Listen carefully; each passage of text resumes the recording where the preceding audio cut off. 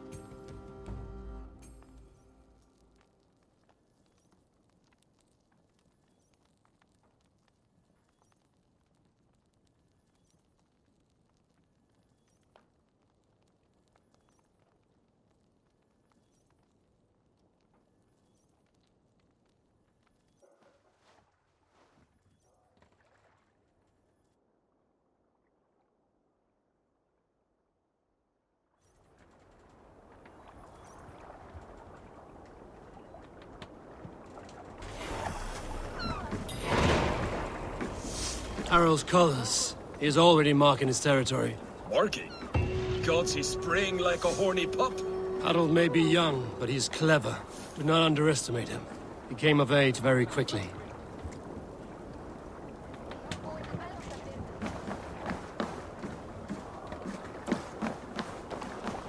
You there! What are you doing? If you wish to have words, come closer.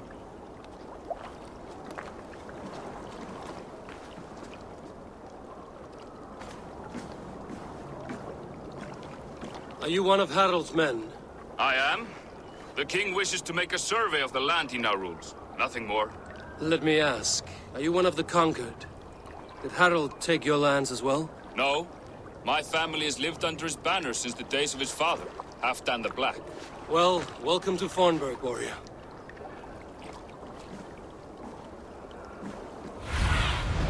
Cast about this land, my friend.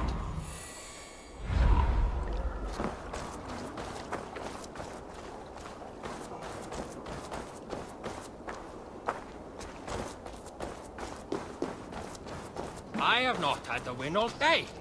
I must turn this around.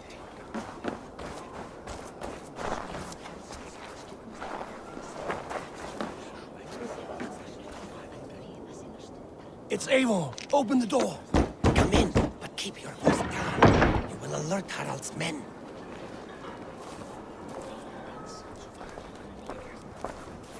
Where will we live? The English will fight back! The wars will never end! Or they will push us into the Christian ways! Quiet all! Give me...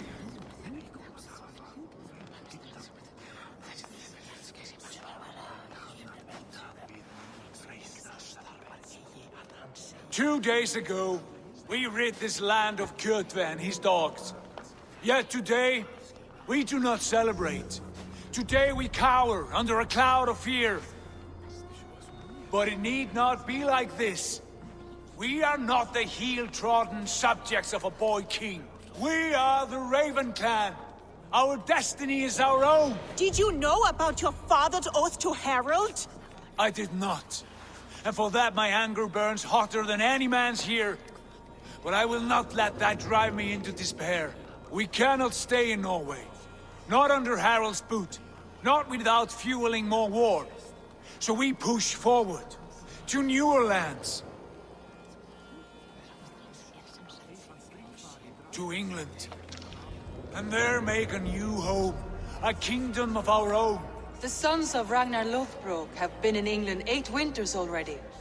Is there any land left for a clan of our size? More than enough, wife. Of the 4 kingdoms of England, only one is truly pacified. I have no desire to wear Harald's leash. I like this idea. A saga for the ages, I agree. It will take time and resources to build ourselves a new home, but the riches taken from Kjotve's raid would suffice. No. That belongs to my father, as a fair compensation. In England, we must start anew. You would start us with nothing, in a land we do not know? Among people who hate us? Kjotve's riches would go some way to easing our passage, Sigurd. I bested him. It is within my rights to claim his goods. Our leaving must not be an assault on my father. It is a time of renewal for us. If you object, I understand. Let your father keep Kjotve's riches. England will have riches and cargo enough for us. Good. I did not want this cloud hanging over us. It is a wise leader who considers the need of others. To England, then, before the day is out. Pack what you need, but no more than that. And tighten your lips. The last thing we need is the attention of Harald's troops.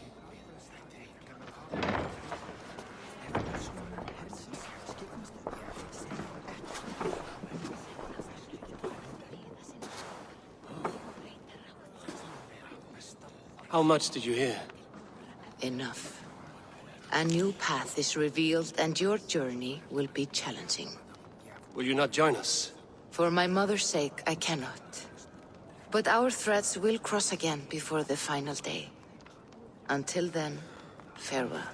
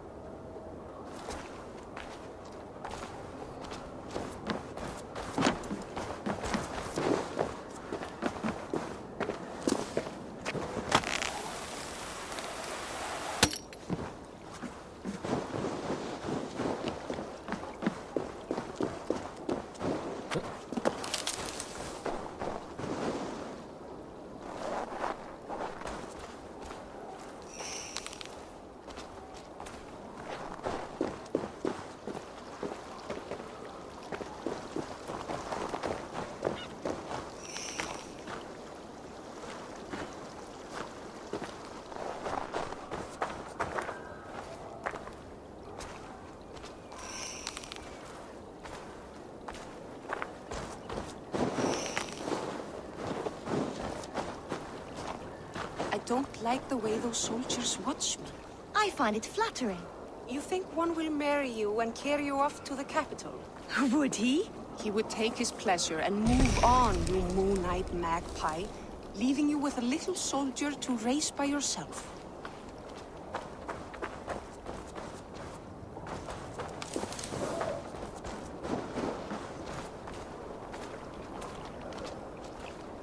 Eivor, the wind favors us. We should set sail without delay. You made quick work of packing. Well done. The dream of new lands is a powerful lure. As is the promise of glory. But the act of leaving so beloved a home, there's a sadness to it. Having doubts? No, not at all. The die is cast. Then let fate guide our journey. Are you ready? I'm ready. Let us take to the water and leave unbothered while we have the chance. That chance is past. Look! Fate flies on swifter wings than we. King Harald's banner.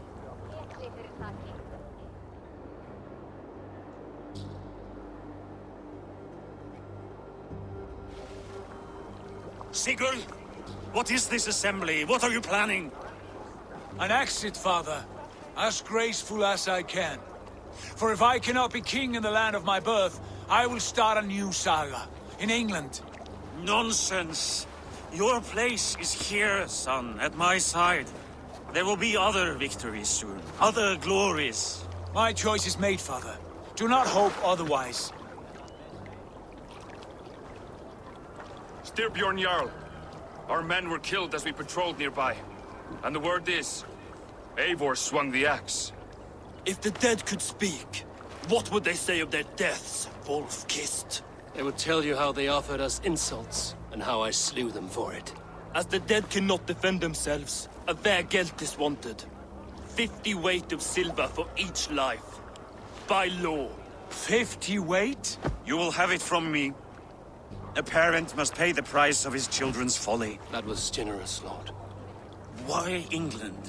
Why throw away all you have for such an uncertain future? Here you could be a king's hero, Eivor.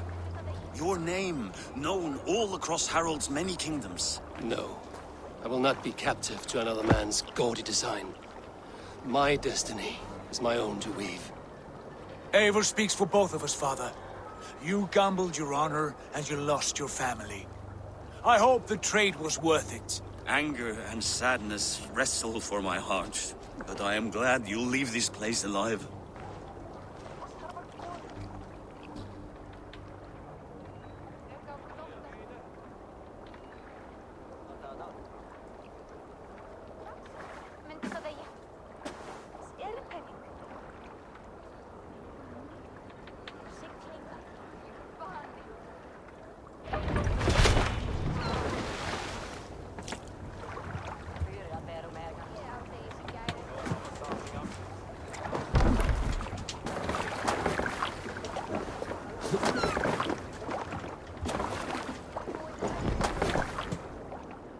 Time for tears is over, you weeping sacks of wool!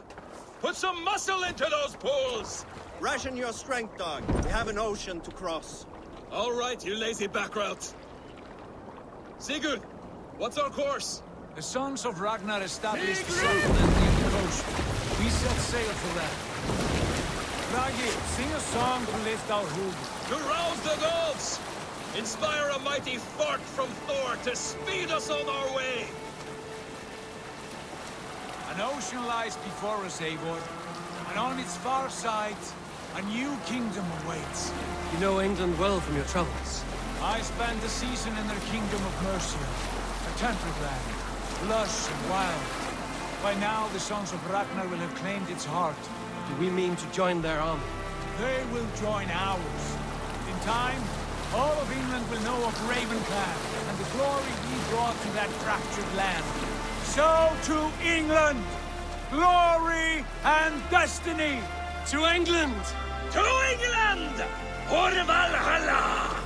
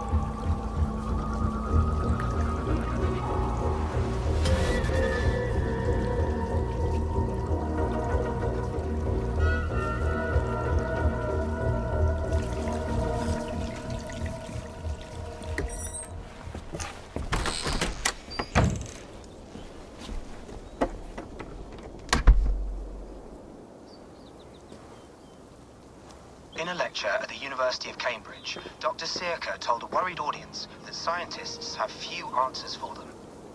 Since the mass coronal ejection of 2012, the strength of the Earth's magnetic field has increased by a factor of 50,000. This has resulted in huge disturbances in radio and satellite communications, dangerous bands of radiation around the poles, and as we can all see from our window, an aurora borealis that never burns away. Unfortunately, we are stumped as to why this is happening, and if we cannot find an answer soon, it may change the way we live, the way we communicate, Even the way we evolve, forever. Dr. Circa went on to say, Bought you more electrolytes? Oh, new and improved citrus flavor. Thanks, Sean.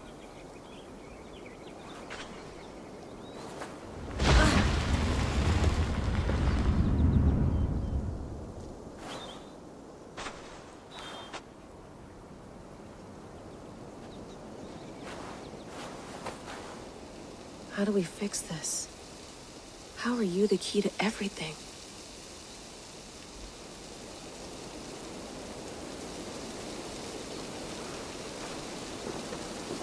You're a long way from home, Eivor.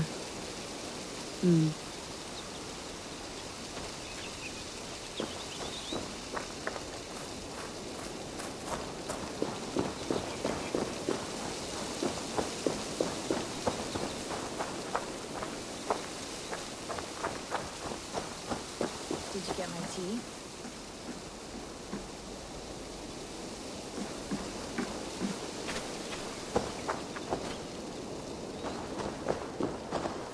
Some quality stuff here.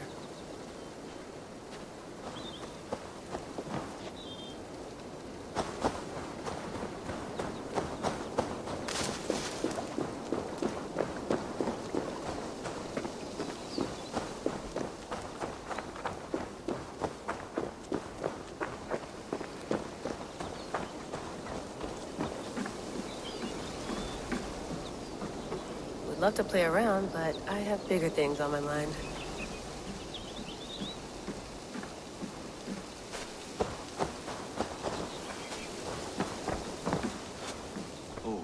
Mint tea is not actually tea, Bex. It's an infusion. It's really just dirty, minty water. I don't care what you call it, Sean. Did you buy any? Of course I did, love. Hey, sorry about pulling you out. The generator was sputtering. That's fine. I needed air. How is the Animus data stream? Comfortable? Felt pretty stable after a while. Good. Just give me a sec and you can jump back in.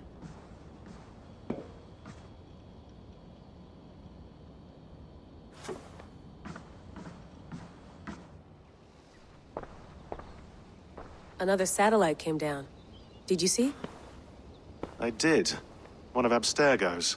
That's good. Well, most of North America just lost its GPS service, so depends what you mean by good, really. Right. Even when we win, we lose. Okay, we're all set. Whenever you're ready, you can jump back in.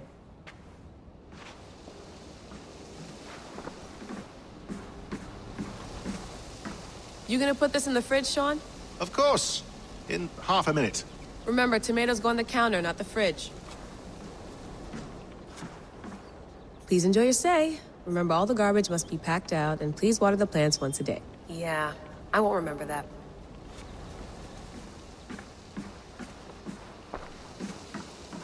Sean has been busy.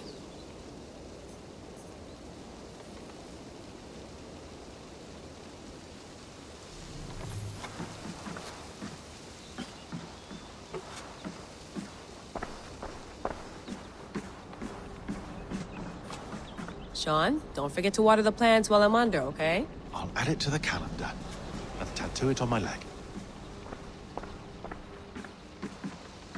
That's quite nice. Soothing. I went through hell to bring you here. It had better be worth it.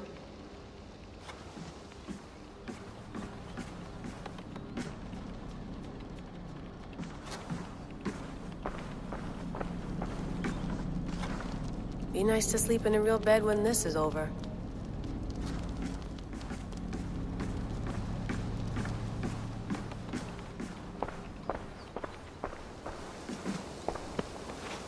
Hello, Layla.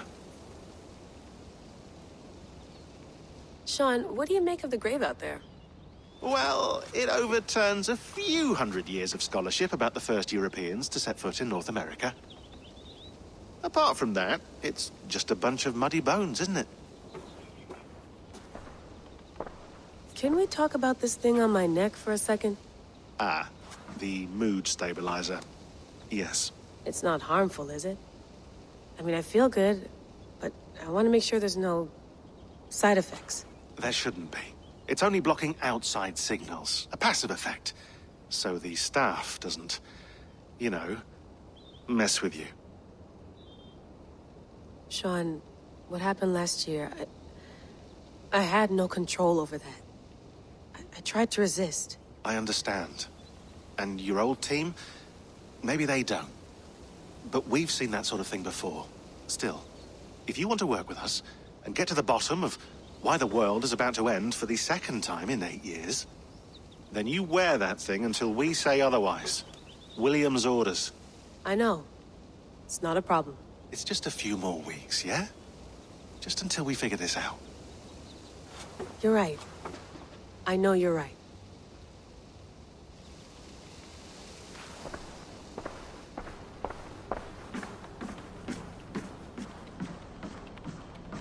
Feeling okay?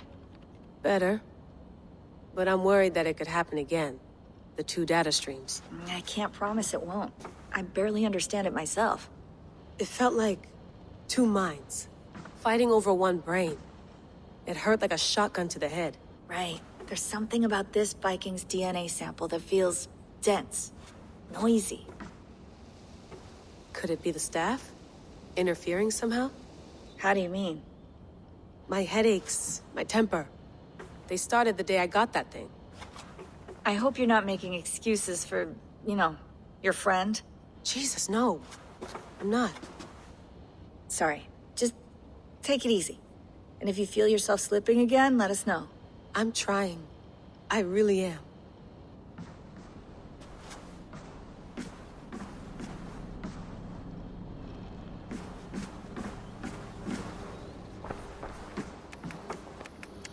Let's have a look.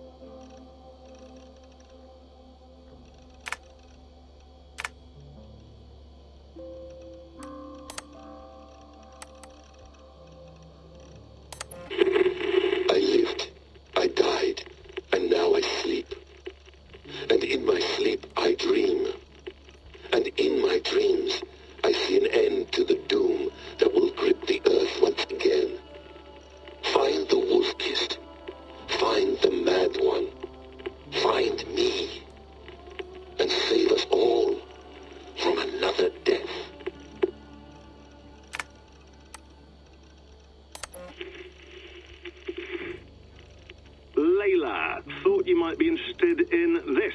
Conversations that Bex and I had with Desmond back in 2012. December, I think. Just, candid talks, that's all. We didn't square any circles or write any beat poetry. But he did have some interesting insights into his time in the Animus and what it means to be an assassin. Anyway, have a listen. You might find you and he had similar experiences, so, well, let me know what you think. Unless it's to tell me I sound like a total prat in these recordings. If that's the case, just say nothing. I mean, I did have a slight cold at the time I recorded these. That's probably why I sound odd. Anyway, okay, I'm done anyway, so turn off. Turn off. Oh, it's actually just a button. Sorry, here we go.